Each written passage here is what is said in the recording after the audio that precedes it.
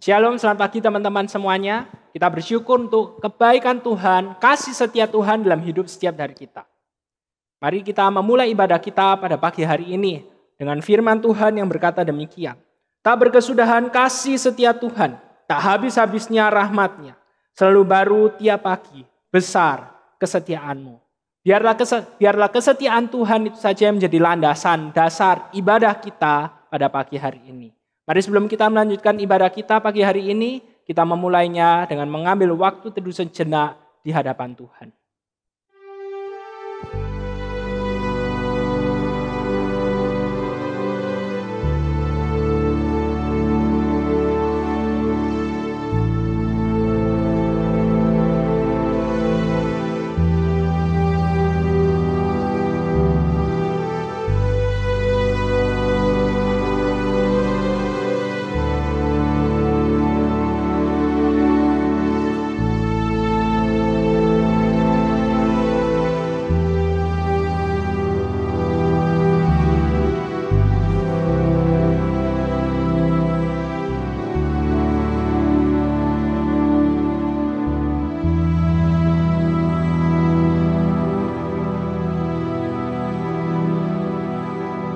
Ibadah kita pada pagi hari ini, kita mulai dalam nama Allah Bapa, Allah Putra, dan Allah Roh Kudus.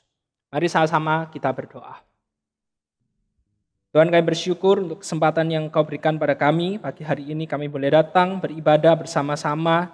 Meskipun kami tidak bisa hadir secara bertatap muka, tapi kami boleh melakukan ibadah online pada pagi hari ini. Tuhan, kami mau memulai ibadah kami, dan biarlah ketika kami memulainya, kami sadar sebenarnya kami tidak layak, kami manusia berdosa, dan hanya karena kasih anugerah-Mu sajalah yang memampukan setiap dari kami untuk datang beribadah pagi hari ini. Kami menyerahkan untuk ibadah kami dari awal, pertengahan, hingga akhirnya hanya ke dalam tangan-Mu saja. Hanya dalam nama Tuhan Yesus kami telah berdoa. Amin. Teman-teman, aku mengajak setiap dari kita untuk bangkit berdiri. Kita akan mengikrarkan pengakuan iman rasuli sebagai landasan untuk kita memulai ibadah kita pada pagi hari ini. Kita bangkit berdiri, kita mengakui pengakuan iman rasuli. Pengakuan iman rasuli. Aku percaya kepada Allah, Bapa yang Maha Kuasa, Khalik langit dan bumi, dan kepada Yesus Kristus, Anaknya yang tunggal Tuhan kita, yang dikandung dari Roh Kudus, lahir dari anak darah Maria, yang menderita sengsara di bawah pemerintahan Pontius Pilatus, disalibkan, mati dan kuburkan, turun ke dalam kerajaan maut. Pada hari yang ketiga, bangkit pula dari antara orang mati, naik ke surga, duduk di sebelah kanan Allah, Bapa yang Maha Kuasa. Dan dari sana Ia akan datang untuk menghakimi orang yang hidup dan yang mati. Aku percaya kepada Roh Kudus, gereja yang kudus dan am, persekutuan orang kudus, pengampunan dosa, kebangkitan tubuh, dan hidup yang kekal. Amin. Teman-teman semua dipersilakan untuk duduk.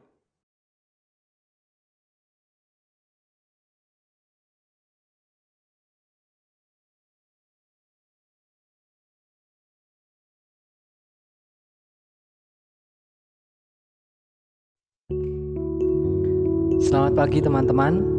Puji Tuhan, kita bisa berkumpul bersama pagi hari ini untuk mengadakan kegiatan ibadah kita pagi hari ini. Mari kita siapkan hati kita dengan penuh ucapan syukur karena Tuhan terlalu baik untuk kita. Dan mari kita sama-sama nyanyikan satu pujian, ku nyanyi haleluya.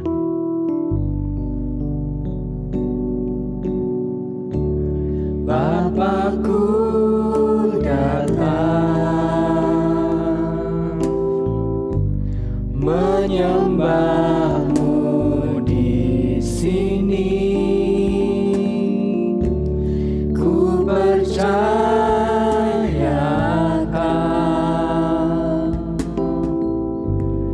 ada bagiku. Kita kembali katakan Bapakku datang. Bapakku datang menyembah-Mu di sini. Ku percayakan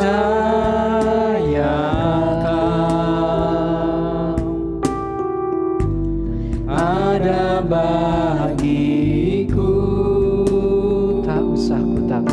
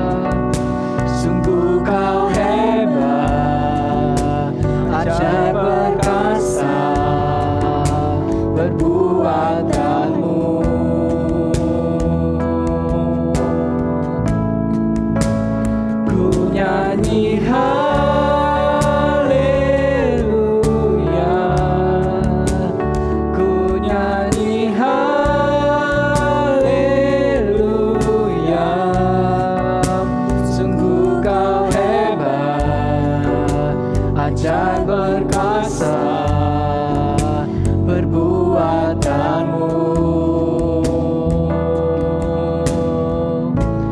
di hidupku.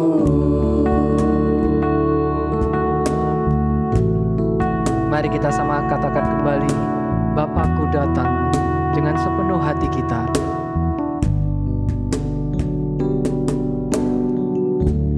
Bapakku datang menyembahmu di sini. Ku percaya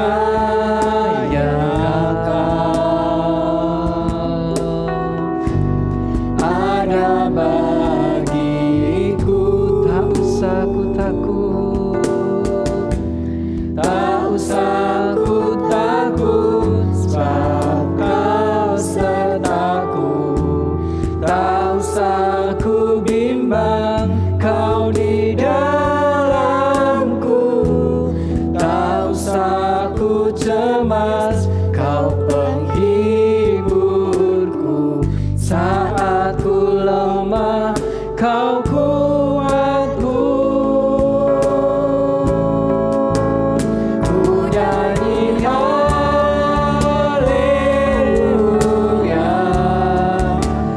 ku nyanyi haleluya. Sungguh Kau hebat, ajaib perkasa perbuatanmu.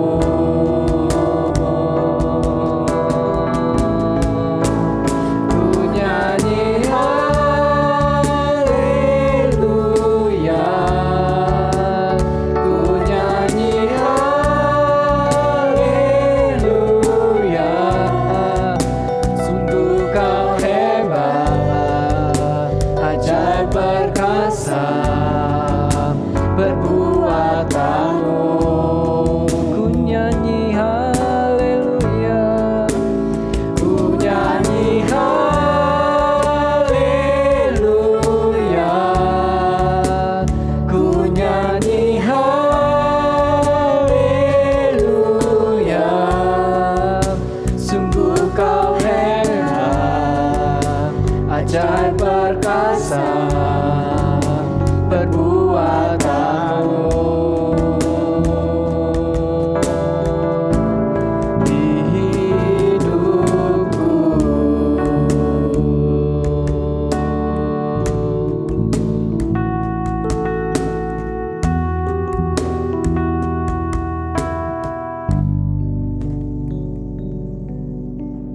Teman-teman, kita bersyukur jika boleh beribadah secara online hari ini. Itu semua karena kasih Allah dan juga anugerahnya saja. Mari kita puji dan sembah Allah kita.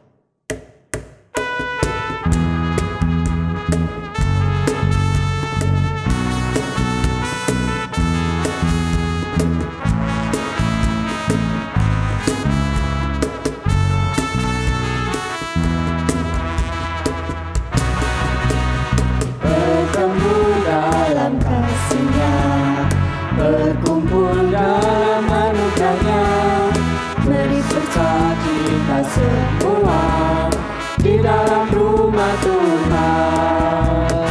Bertemu dalam kasih-Nya, berkumpul dalam anugerah-Nya, bersuka cita semua di dalam rumah Tuhan. Oh saudaraku dan saudariku, Tuhan cinta dan mengasihimu. Mari bersuka cita semua di dalam rumah Tuhan. Bertemu dalam kasih-Nya, berkumpul dalam anugerah-Nya, bersuka cita semua di dalam rumah Tuhan. Oh saudaraku dan saudariku, Tuhan cinta dan mengasihimu. Mari bersuka cita semua di dalam rumah Tuhan. Oh saudaraku dan saudariku, Tuhan cinta dan mengasihimu. Mari bersuka cita semua di dalam rumah Tuhan. Mari bersuka cita semua. Mari bersuka cita semua. Mari bersuka cita semua di dalam rumah Tuhan. Teman-teman, harapan yang sejati dalam hidup ini hanya ada di dalam Yesus Kristus. Biarlah melalui firman Tuhan yang akan kita dengarkan membuat kita terus menaruh harapan hidup kita di dalam Yesus.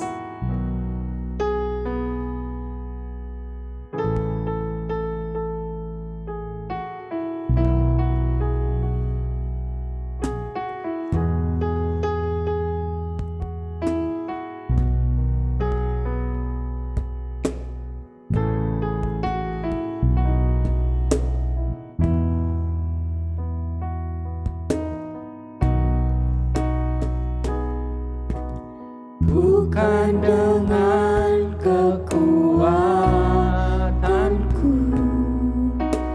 ku dapat jalani hidupku, tanpa Tuhan yang di sampingku ku tak mampu sendiri. Engkaulah kuatku yang menopangku. Ku pandang wajah-Mu dan berseru, pertolonganku datang dari-Mu. Peganglah tanganku, jangan lepaskan. Kaulah harapan dalam hidupku.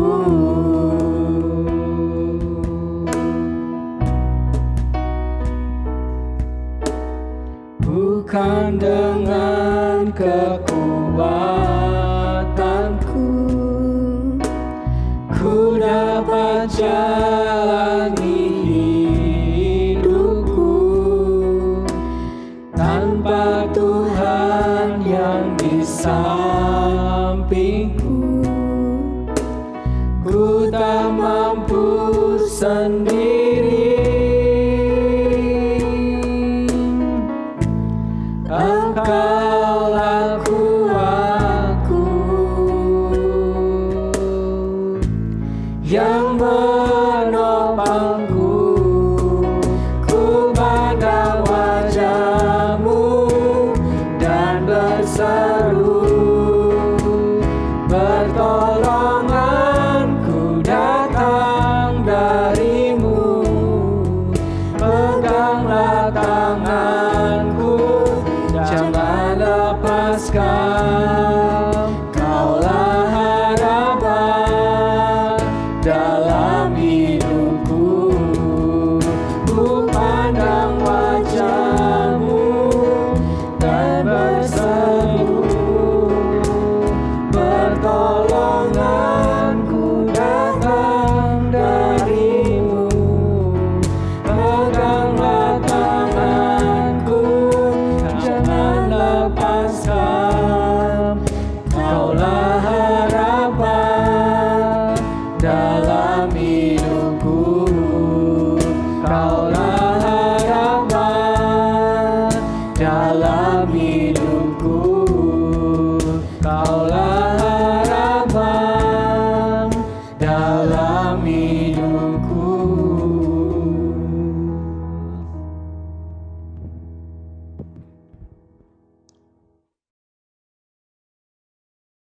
Mari sama-sama kita berdoa.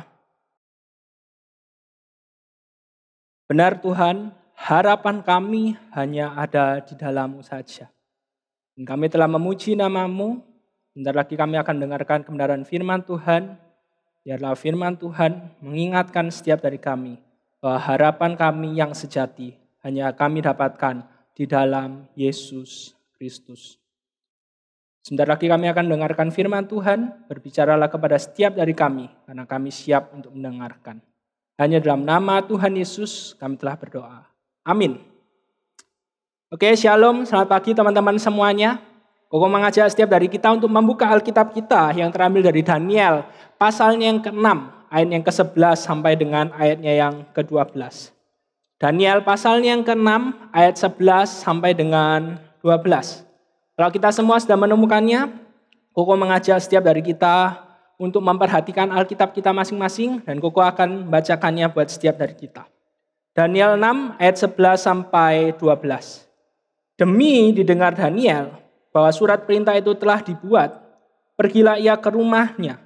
Dalam kamar atasnya ada tingkap-tingkap yang terbuka ke arah Yerusalem. 3 kali sehari ia berlutut, berdoa, serta memuji Allahnya, seperti yang biasa dilakukannya. Lalu orang-orang itu bergegas masuk dan mendapati Daniel sedang berdoa dan bermohon kepada Allahnya.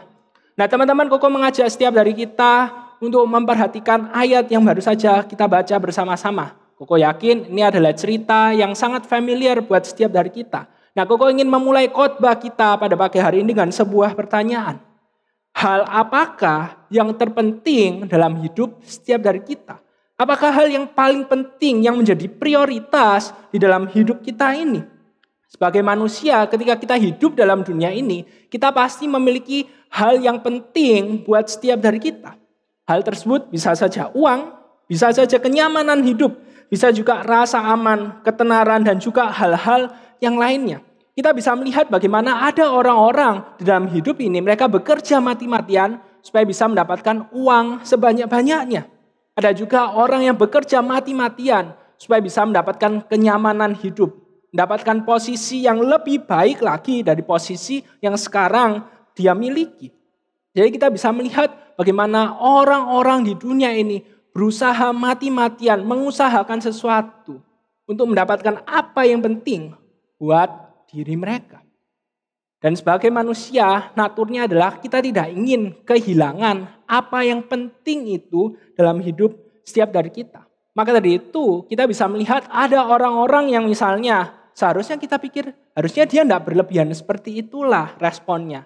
Tapi kenapa kok seperti itu? Sebenarnya orang tersebut sedang mempertahankan, tidak ingin kehilangan apa yang penting di dalam hidup dirinya itu. Maka dari itu ketika kita melihat hal ini adalah salah satu alasan kenapa kok orang itu sulit untuk berubah.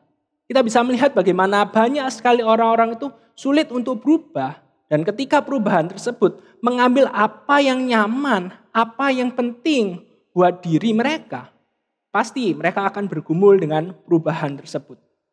Koko kasih contoh yang paling gampang, yang paling sederhana, yang mungkin kita pasti juga mengalami hal tersebut. Buat Koko, ketika Koko melakukan aktivitas sehari-harinya Koko itu tidak boleh tidak tidur siang. Jadi harus ada tidur siangnya itu entah 1 jam, 2 jam. Kalau bisa 3 jam baik. Tapi 2 jam, kalau 1 jam 30 menit oke lah. Tapi paling enggak harus ada tidur siang. Supaya ketika berkegiatan, melakukan kegiatan pada malam harinya, Koko tidak ngantuk dan juga tidak gampang emosi. Nah, ketika Koko melakukan aktivitasnya Koko dan Koko tahu, waduh, kok ini aktivitasnya, kegiatannya ini bertabrakan sama jam tidur siangnya Koko. Koko pasti bergumul ketika harus mengubah kebiasaan yang sudah biasanya Koko lakukan itu. Nah, di sini kita bisa melihat bersama-sama bagaimana orang-orang itu tidak mudah untuk berubah. Karena memang perubahan artinya mereka harus kehilangan apa yang penting buat setiap dari mereka.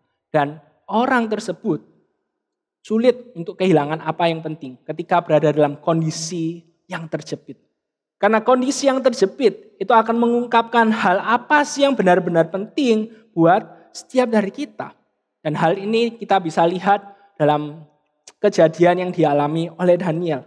Kita tahu bersama-sama Daniel, di Daniel pasal yang ke-6 ini itu adalah seorang yang sangat baik di dalam pekerjaannya. Raja Darius menyukai dirinya. Bahkan Raja Darius menginginkan supaya Daniel itu bisa mengepalai segala pemerintahannya pada waktu itu. Dan akhirnya hal ini membuat Daniel itu tidak disukai oleh teman-teman sekerjanya pada waktu itu. Teman-teman sekerjanya pada waktu itu iri kepada mereka. Iri kepada Daniel dan sehingga akhirnya Daniel itu dicari-cari kesalahannya. Apa ini ya yang salah supaya Daniel ini tuh bisa tidak disukai oleh Raja Darius. Tetapi hasilnya nihil. Dan di Daniel 6 ayat yang ke-6 dikatakan demikian. Maka berkatalah orang-orang itu, kita tidak akan mendapat suatu alasan dakwaan terhadap Daniel ini kecuali dalam hal ibadahnya kepada Allahnya. Setelah mereka hopeless, mereka tidak punya clue sama sekali kesalahan apa sih yang Daniel lakukan itu. Mereka tahu, satu aja yang bisa mereka jadikan alasan, yaitu dalam hal ibadahnya kepada Allahnya Daniel itu.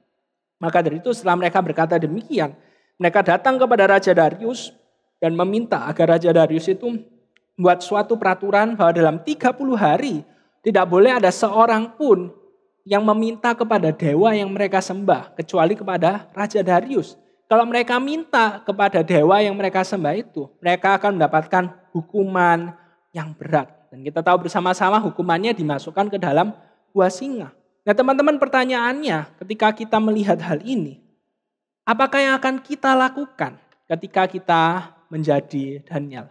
Apakah yang akan kita lakukan jika kita berada dalam posisinya Daniel? Aku mengajak setiap dari kita untuk membayangkan hal tersebut. Coba misalnya bayangkan kita jadi Daniel, kita pada waktu itu sudah berada dalam posisi yang nyaman, dalam pekerjaan kita, semuanya itu terjamin dalam hidup ini. Bisa dibilang pada waktu itu kita berada dalam puncak karir kita.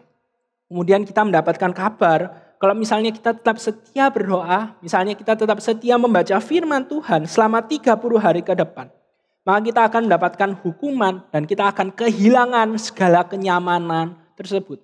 Kalau misalnya kita berada dalam posisi Daniel, kita bekerja dengan sangat baik, kemudian kita mendapatkan kabar tersebut, apakah yang akan kita lakukan? Nah sebelum menjawab, kita lihat dulu apa sih yang Daniel lakukan. Ini yang dikatakan di Daniel pasalnya yang ke-6 ayat yang ke-11. Demi didengar Daniel bahwa surat perintah itu telah dibuat, pergilah ia ke rumahnya. Dalam kamar atasnya ada tingkap-tingkap yang terbuka ke arah Yerusalem. 3 kali sehari ia berlutut, berdoa, serta memuji Allahnya. Seperti yang biasa dilakukannya. Nah teman-teman, ayat yang ke-11 ini menunjukkan dengan sangat jelas hal apa sih yang paling penting. Hal apakah yang terpenting yang menjadi prioritas dalam hidup Daniel. Daniel bisa saja menunda waktunya untuk berdoa secara rutin. Daniel bisa saja bilang, ya oke lah, cuma waktu 30 hari aja, setelah itu bisa berdoa lagi. Kan peraturan dari Raja Darius seperti itu. Tapi di sini kita bisa melihat bagaimana Daniel tetap mengutamakan relasinya dengan Tuhan di atas hal-hal yang lainnya. Ia mengusahakan sebuah relasi yang intim dengan Tuhan. Meskipun pada waktu itu ia berada dalam ancaman hukuman. Tetapi ia tahu apa yang harus ia utamakan dalam hidupnya. Ia tetap melakukan apa yang menjadi kehendak Tuhan bagi dirinya. Bagi Daniel, relasi yang intim dengan Tuhan itu tidak dapat digantikan dengan hal-hal yang lainnya. Termasuk jabatan yang tinggi sekalipun. Itu tidak dapat menggantikan relasinya yang intim. Hubungannya yang dekat dengan Tuhan. Teman-teman, ketika kita melihat hal ini, maka pertanyaannya adalah apa sih rahasianya? Supaya Daniel itu bisa mengutamakan relasi yang intim dengan Tuhan di tengah kondisi yang tidak ideal sama sekali. Di tengah kondisi yang sangat mencekam, yang sangat menakutkan pada waktu itu. Atau pertanyaan lainnya adalah apa sih yang membuat setiap dari kita sebagai anak Tuhan seringkali kita itu gagal untuk mengutamakan relasi yang intim dengan Tuhan dalam hidup setiap dari kita. Nah hari ini kita akan belajar ada 2 hal. Kenapa kok dalam hidup ini itu kita sulit untuk mengutamakan relasi dengan Tuhan. Relasi yang intim, yang dekat dengan Tuhan. Alasan yang pertama adalah karena kita hidup di dalam dunia ini, kita terbiasa dengan pola relasi kerja. Teman-teman, kalau misalnya kita perhatikan dalam hidup ini, maka relasi yang kita bangun, hubungan yang kita bangun dengan orang lain, itu adalah relasi, pola relasinya itu adalah pola kerja. Apa sih yang dimaksud dengan relasi kerja ini? Kita ini terbiasa hidup dalam dunia ini dengan sebuah prinsip, dengan sebuah pemikiran, apa yang aku lakukan, tenaga yang aku keluarkan, itu harus sebanding dengan hasil yang aku terima, dengan imbalan yang aku dapatkan. Jadi kita sudah terbiasa dengan pola pikir seberapa kualitas pekerjaan yang kita lakukan, maka seharusnya hasilnya itu berbanding lurus dengan usaha yang sudah kita keluarkan itu. Dan pada akhirnya hal ini mempengaruhi relasi kita dengan Tuhan. Kita berusaha misalnya kita sudah mengusahakan relasi yang intim dengan Tuhan. Kita sudah melakukan yang terbaik, kita sudah hidup berintegritas, kita sudah hidup jujur di hadapan Tuhan. Maka seharusnya kita mendapatkan imbalan yang sesuai. Tuhan menunjukkan penyertaannya. Tuhan memberikan kepada kita harapan-harapan yang sesuai dengan keinginan setiap dari kita. Teman-teman, ingatkah setiap dari kita dengan perumpamaan yang Tuhan Yesus ceritakan mengenai pekerja-pekerja di kebun anggur. Di sana diceritakan bagaimana ada seorang tuan yang pada pagi hari pukul 6 keluar pergi ke pasar. Kemudian lihat ada orang yang nganggur. Tanya, loh kamu kok enggak kerja? Ya enggak ada yang mempekerjakan kami. Ya sudah ayo datang. Datang ke kebunku, kerja di kebunku. Nanti aku akan kasih bayaran sesuai dengan upahmu sehari seberapa. Waktu itu upah sehari adalah 1 dinar. Akhirnya setelah itu tuannya kembali, jam 9 keluar lagi tuannya ke pasar. Lihat, loh ada orang yang belum kerja, ditanya juga. Kenapa kok kamu enggak kerja? Ya karena tidak ada yang mempekerjakan kami. Ya sudah ayo datang ke kebun anggurku, kerja di sana. Begitu juga pukul 12, kemudian pukul 3 dan pukul 5 menjelang 1 jam sebelum pekerjaannya itu berakhir. Tuannya itu keluar dan menemukan ada orang-orang yang enggak bekerja. Dan akhirnya orang-orang yang enggak bekerja itu, ayo dah kerja di kebun anggurku. Aku akan membayar, kamu akan mendapatkan bayaran yang sepantasnya. Semuanya selesai pukul 6, semuanya selesai bekerja, waktunya tuan untuk membayarnya. Sang tuan itu membayar dan semuanya mendapatkan harga yang sama. 1 dinar, mendapatkan bayaran yang sama. Upah sehari, pekerja sehari 1 dinar pada waktu itu. Nah ketika mereka melihat semuanya itu, ini yang dikatakan oleh pekerja, orang yang bekerja dari jam 6 pagi. Ketika mereka menerimanya, mereka bersungut-sungut kepada Tuhan itu. Katanya, mereka yang masuk terakhir ini hanya bekerja 1 jam. Dan engkau menyamakan mereka dengan kami yang sehari suntuk, bekerja berat, dan menanggung panas terik matahari. Teman-teman, di sini kita bisa melihat bagaimana kita terbiasa dengan yang namanya relasi kerja. Aku kasih seberapa, effortku seberapa, usahaku seberapa besar, maka seharusnya penghargaannya juga besar dong, sama-sama besar dong. Dan ini akhirnya kita tidak bisa mengutamakan relasi yang intim dengan Tuhan. Padahal kalau misalnya kita lihat dalam kebenaran firman Tuhan, Alkitab itu mengajarkan bukan pola kerja. Relasi kita sebagai seorang anak Tuhan itu bukan relasi kerja, tapi pola anugerah, relasi anugerah. Apa itu relasi anugerah? Relasi anugerah itu adalah kesadaran bahwa apa yang kita dapatkan di dalam Tuhan itu bukan karena kita pantas mendapatkannya. Sebenarnya kita tidak pantas untuk mendapatkannya, tapi Allah memberikannya kepada setiap dari kita. Karena sifat Allah yang maha kasih. Dan di dalam kitab Daniel kita bisa melihat bersama-sama bagaimana relasi anugerah ini itu terus-menerus diingatkan. Daniel pasal yang pertama, pasal yang kedua, pasal yang ketiga, 4, 5, dan juga 6. Dan yang paling kelihatan itu di Daniel pasal yang ketiga. Daniel pasal yang ketiga di sana diceritakan bagaimana Raja Nebukadnezar pada waktu itu membangun sebuah patung yang sangat besar dan memerintahkan kalau orang-orang di wilayahnya itu mendengarkan bunyi-bunyian suara musik, maka mereka harus berhenti dari pekerjaannya dan mereka harus menyembah ke arah patung buatannya itu. Nah pada waktu itu Sadrak, Mesak, dan Abednego tidak melakukannya. Dan ada orang yang melaporkannya kepada Raja Nebukadnezar. Kemudian Raja Nebukadnezar memanggil Sadrak, Mesak, dan Abednego dan memberikan 1 kali kesempatan lagi buat mereka. Tapi ketika diberikan kesempatan itu, ini yang dikatakan oleh Sadrak, Mesak, dan Abednego. Jika Allah kami yang kami puja sanggup melepaskan kami, maka ia akan melepaskan kami dari perapian yang menyala-nyala itu. Dan dari dalam tanganmu ya Raja. Tapi seandainya tidak, hendaklah Tuanku mengetahui ya Raja, bahwa kami tidak akan memuja dewa Tuanku. Dan tidak akan menyembah patung emas yang Tuanku dirikan itu. Teman-teman, di sini kita bisa melihat bersama-sama bagaimana ini adalah jawaban yang memahami relasi anugerah di dalam Tuhan. Tidak ada tuntutan sama sekali. Sadrak, Mesak, dan Abednego tidak menuntut Tuhan. Tuhan, kami telah setia. Kami tidak menyembah patung. Maka dari itu engkau harus menyelamatkan kami. Tidak ada jawaban seperti itu.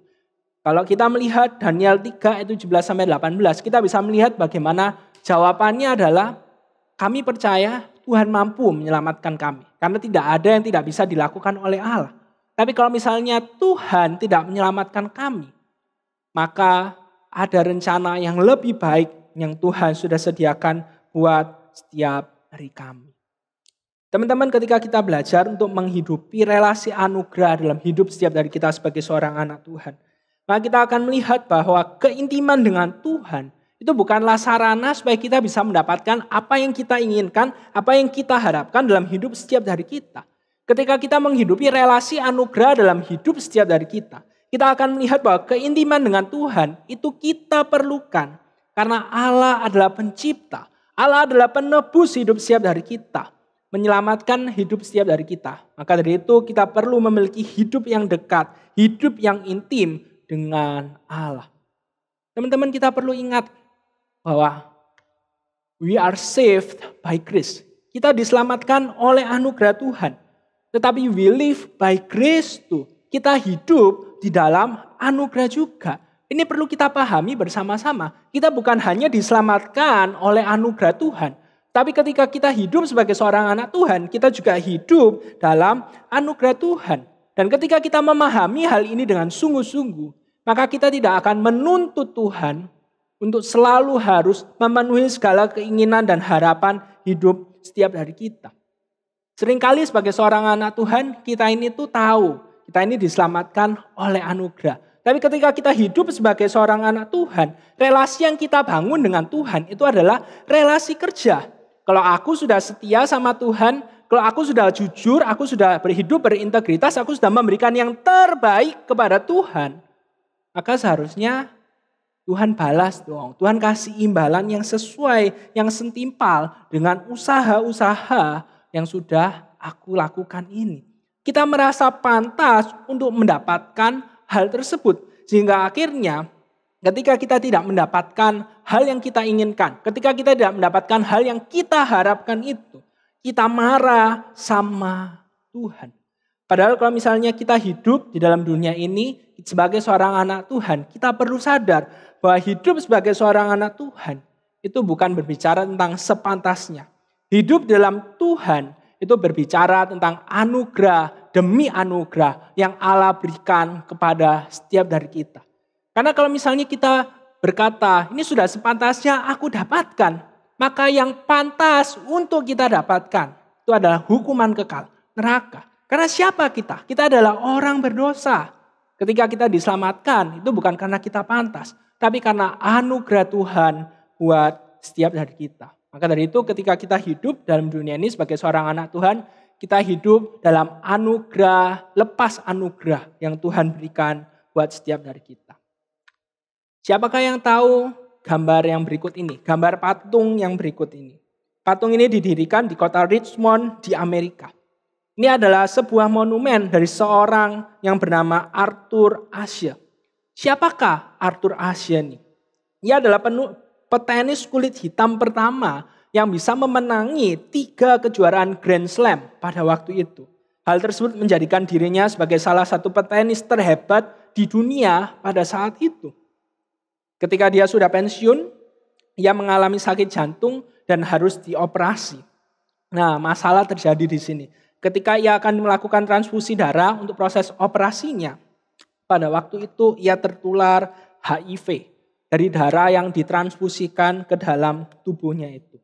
Dan akhirnya karena penyakit HIV ini ia harus meninggal muda di usia 49 tahun. Nah, sebelum meninggal, ketika dia sudah tertular HIV, ada seorang yang tanya sama dirinya. Orang tersebut tanya seperti ini, apakah kamu tidak marah sama Tuhan dengan kondisi yang kamu alami sekarang ini?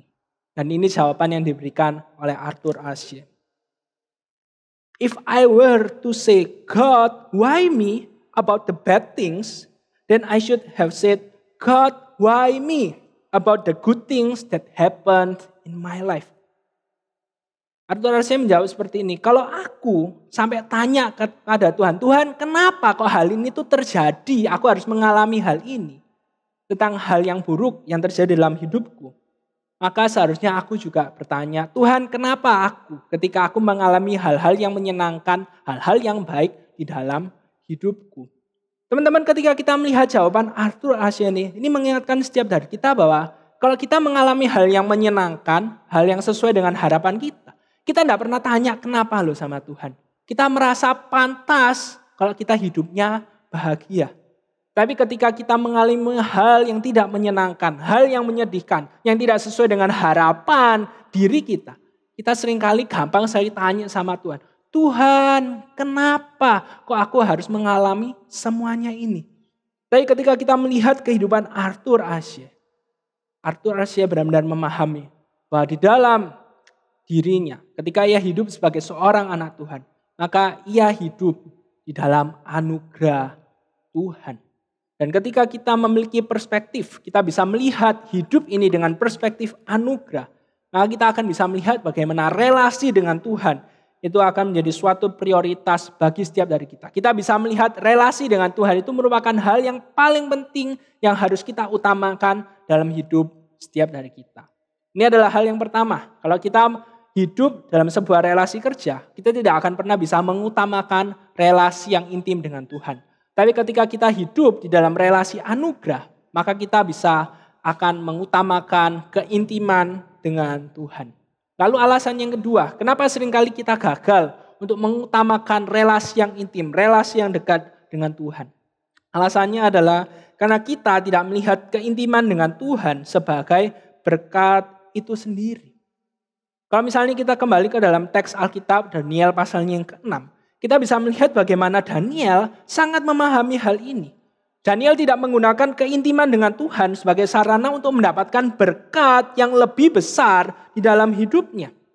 Kalau kita melihat kehidupan kita sekarang ini, maka tidak sedikit orang-orang Kristen yang memiliki pandangan kalau kita memiliki relasi yang dekat dengan Tuhan, kalau kita memiliki relasi yang intim dengan Tuhan, maka hidup kita itu pasti akan dipenuhi dengan berkat. Nah akibatnya ketika seseorang memiliki pandangan seperti ini, ketika ia merasa sudah memiliki relasi yang dekat dengan Tuhan, ia sudah rajin beribadah, rajin berdoa, rajin baca Alkitab, tapi hidupnya tetap begitu-begitu aja. Hidupnya bahkan masih dipenuhi dengan berbagai macam masalah. Orang tersebut bisa saja kecewa kepada Tuhan dan sangat mungkin orang seperti itu akhirnya meninggalkan Tuhan. Tapi kok ingin ngomong, kasih tahu buat setiap dari kita, orang-orang yang seperti itu, sebenarnya mereka tidak pernah mengutamakan yang namanya relasi yang intim dengan Tuhan.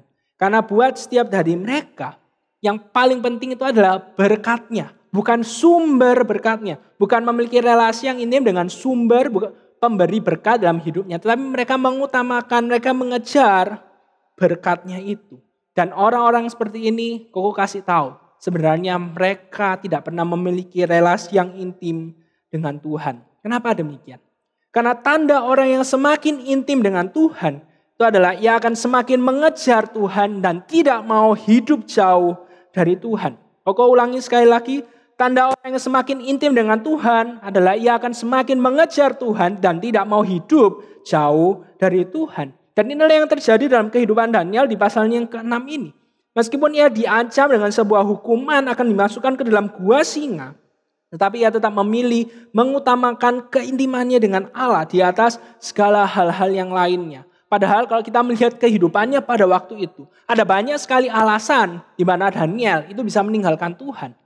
Ia dibuang, ia menjadi bangsa orang-orang buangan, ia sudah hidup benar di hadapan Tuhan, tapi masih aja ada orang-orang yang memusuhi dirinya. Dan sekarang dia harus kehilangan posisi pekerjaannya yang penting dan terhormat pada waktu itu. Tapi kita bisa melihat bagaimana yang pertama Daniel memiliki relasi anugerah, memahami relasi anugerah di dalam Tuhan. Dan yang kedua, Daniel tahu bahwa relasi yang intim dengan Tuhan itu adalah berkat itu sendiri. Maka dari itu Daniel tidak akan meninggalkan apa yang menjadi berkat utama di dalam hidupnya pada waktu itu. Dan kalau misalnya kita melihat ke dalam kebenaran firman Tuhan, Maka kita bisa melihat kita sebagai manusia, kita ini tuh diciptakan menurut gambar dan rupa Allah. Apa artinya kita diciptakan menurut gambar dan rupa Allah? Artinya kita bisa berelasi dengan Allah. Dan inilah yang membedakan hidup kita sebagai manusia dengan ciptaan-ciptaan yang lainnya.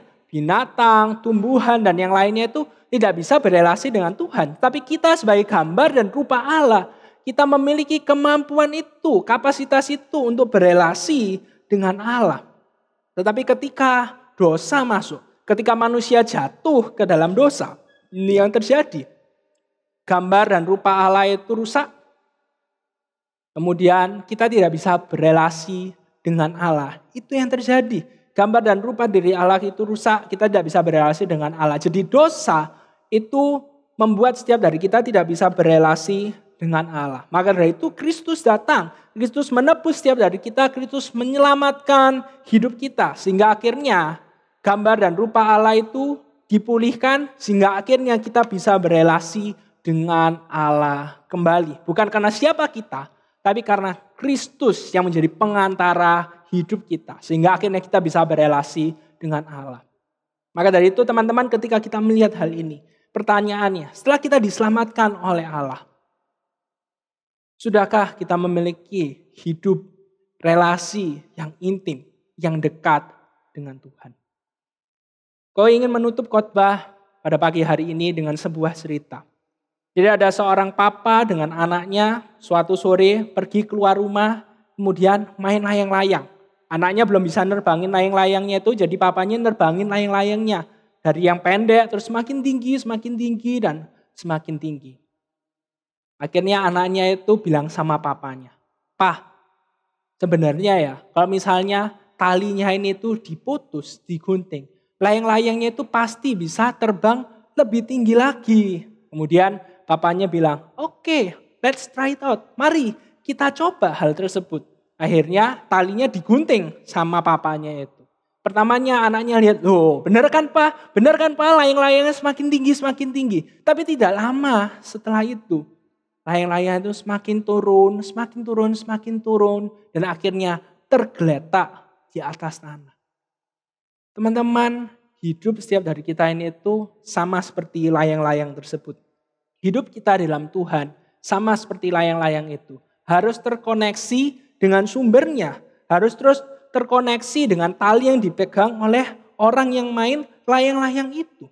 Dan hidup setiap dari kita sebagai seorang anak-anak Tuhan, maka kita harus tetap terkoneksi dengan Tuhan. Kita harus tetap memiliki relasi yang intim dengan Tuhan. Kita mungkin berpikir, aduh repot, rempong hidup relasi yang intim dengan Tuhan itu. Tidak boleh ini, tidak boleh itu, harus melakukan ini, harus melakukan itu. Tapi Koko ingin bilang seperti ini. Ketika kita hidup jauh dari Tuhan, dan hidup kita semakin jauh di hadapan Tuhan, maka kita akan kehilangan hidup yang sejati itu. Ketika kita semakin jauh dari Tuhan, pada akhirnya kita akan menemukan diri kita tergeletak di atas tanah. Seperti layang-layang yang sudah terputus dari sumbernya itu. Maka dari itu ketika kita melihat hal ini, pentingnya menjaga relasi yang intim dengan Tuhan. Hukum mendorong setiap dari kita, mengingatkan setiap dari kita. Apapun kondisi kita saat ini, ingat yang paling penting, yang perlu untuk terus kita jaga dalam hidup ini adalah relasi yang intim, relasi yang dekat dengan Tuhan. Mari sama-sama kita memiliki relasi yang intim dengan Tuhan itu. Karena kita dipulihkan, Kristus menebus setiap dari kita. Bukan supaya kita hidup semau diri kita sendiri. Tapi supaya kita bisa terus memiliki relasi yang intim dengan Tuhan. Dan hidup bagi kemuliaan nama Tuhan. Mari sama-sama kita berdoa. Tuhan, kami bersyukur untuk kebenaran firman Tuhan yang boleh kami renungkan, kami pelajari bersama-sama pada pagi hari ini. Tuhan, kami tahu untuk memiliki relasi yang intim dengan Tuhan itu butuh usaha. Butuh untuk effort dari diri setiap dari kami. Tuhan yang tolong mampukan setiap dari kami. Karena kami tahu betapa pentingnya itu. Sehingga akhirnya Engkau harus datang. Yesus Kristus datang, mati, menebus hidup kami untuk memulihkan relasi yang sebelumnya jauh dari Tuhan itu. Sehingga akhirnya bisa memiliki relasi yang intim dengan Tuhan. Dan kiranya ketika kami sudah menjadi anak-anak Tuhan, kami bisa menjaga relasi yang intim itu, bahkan semakin hari dari waktu ke waktu, relasi tersebut bisa semakin intim dan semakin dekat dan semakin harmonis. Tuhan yang mampukan setiap dari kami untuk dapat menaati apa yang menjadi kehendak-Mu dalam hidup setiap dari kami. Hanya dalam nama Tuhan Yesus kami telah berdoa. Dan Tuhan, pada saat ini kami juga akan menaikkan beberapa pokok doa. Kami mau menyerahkan untuk kondisi COVID-19 di seluruh dunia. Kami melihat bagaimana kondisi ini tidak semakin membaik, tapi semakin memburuk. Banyak sekali korban-korban yang terkena virus COVID-19 ini. Tuhan, kami mau menyerahkan kondisi ini ke dalam tangan-Mu. Ketika kami melihat kondisi ini, kami melihat betapa lemahnya kami, betapa terbatasnya kami sebagai manusia.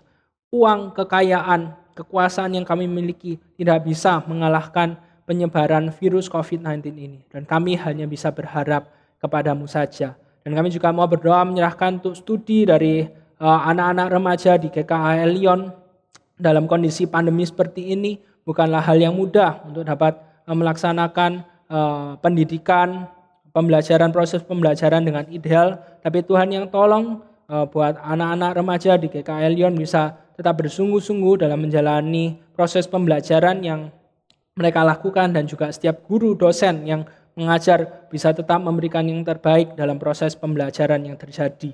Tuhan, inilah doa-doa kami menyerahkan semuanya hanya ke dalam tangan-Mu saja. Hanya dalam nama Tuhan Yesus kami telah berdoa. Amin. Mari sama-sama kita bangkit berdiri, kita mengakhiri ibadah kita pagi hari ini dengan menaikkan doksologi.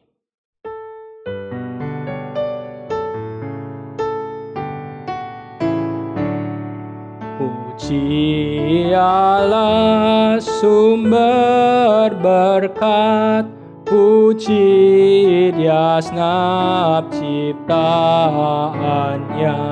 puji Dia para malaikat, Bapa, Putra, dan Roh Kudus.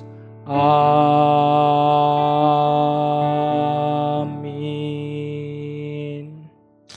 Mari sama-sama kita satukan hati kita dan terimalah berkat Tuhan. Kiranya kasih dan anugerah dari Allah Bapa, anugerah penyertaan dalam Kristus Yesus, dan juga pimpinan Roh Kudus beserta dengan setiap dari kita sekarang sampai selama-lamanya. Amin.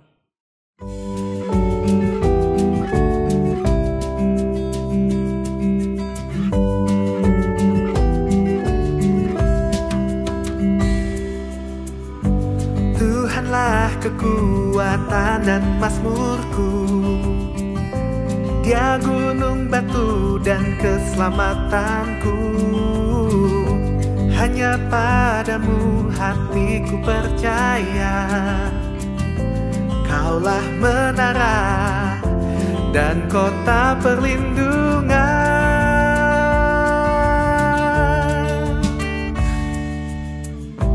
Ku mau selalu bersyukur, sebab cintamu padaku takkan pernah berubah. Hatiku percaya, walau bumi bergoncang,